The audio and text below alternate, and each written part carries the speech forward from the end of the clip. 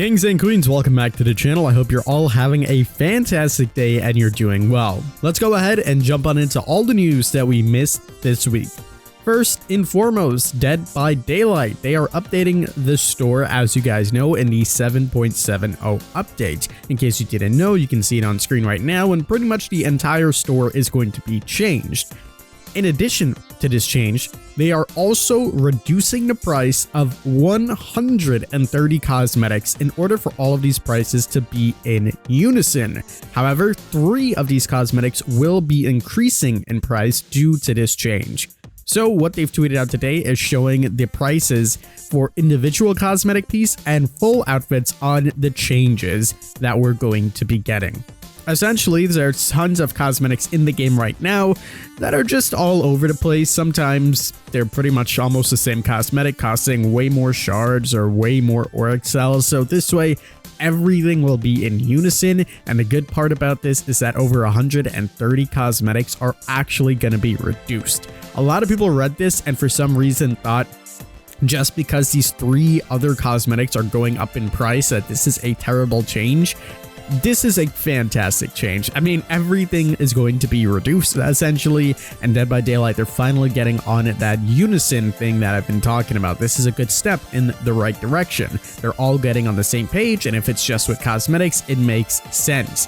And it doesn't affect anybody because everything's going cheaper, and if you want to get any of those cosmetics listed, you should get them now. So those cosmetics are going to be the Demon Slayer Fang outfit. The full outfit is going to only go up by 500 shards, 50 shards for each individual piece. The classic Ghostface mask, which is probably the most taxing one, that is pretty much doubling in price, but that's fine. It's going from 200 to 400. It's $2 more. If you want to get the classic Ghostface mask, you should get it right now. And then finally, we have Mr. Puddles, which is the same as Demon Slayer Fang. It's only going up a total of 500 shards, which, let's be honest, is not severely that much. Overall, this is a fantastic change, and the store rework is going to look really good. This is going to be happening on April 23rd, so I'm assuming that's when this exact change is going to be coming out as well. So again, people in the comments are going pretty crazy over this. Dead by Daylight simply put, over 100 cosmetics will receive a price reduction as a result of the standardization, but the 3 listed above will receive a price increase. We want to let everyone know in advance to give you time to purchase them at your own current price. And they said the reason they're doing this is because they had different price points for cosmetics within the same rarity, so they're standardizing the prices to make them more consistent.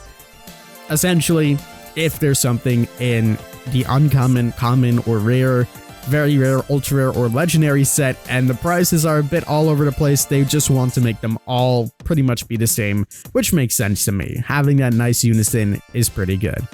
Next on the list, we know that there is another killer in the game that's going to be getting a skin with a new Mori, and this is going to be the visceral tagged kind of skin. That means Naughty Bear essentially having that different banner.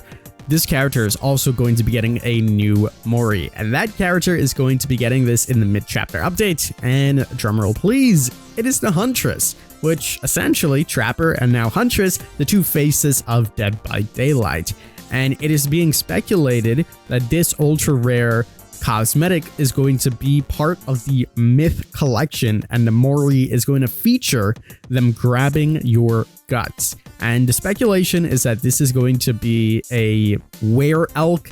So we'll see exactly if that's a cosmetic that we're gonna get, but that would be really, really cool. I'm looking forward to it. Having new Moris in the games are super duper cool, and I can't wait to see what they're going to do. It really opens the door to a lot of different cosmetics and a lot of different Moris, which is something we've wanted for such a long time. If they continue to bring in skins with new Moris, that'll be super awesome. But yeah, a step in the right direction. Next on the list, we have some Tome information. This is going to be for Tome 19, and this Tome is going to be featuring the artist and Zarina. This is pretty good.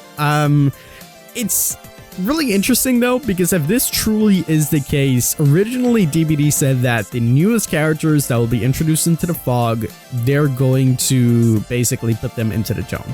Now we're seeing them go back and take a look at the artist and Zarina. I think they actually did that previously too with the Death Singer, right? So Maybe the new characters will still be a focus with the Unknown and Sable in some way, but the fact that we're getting the Artist and Zarina is good for the OG players, but also weird for the players that like Sable and like the Unknown. Again, I gave them credit for it earlier, but now this is a unison thing that we spoke about. You know, they said that they were going to do one thing, they did for a little bit, they changed their mind. That's fine, but let us know if that's going to be the case.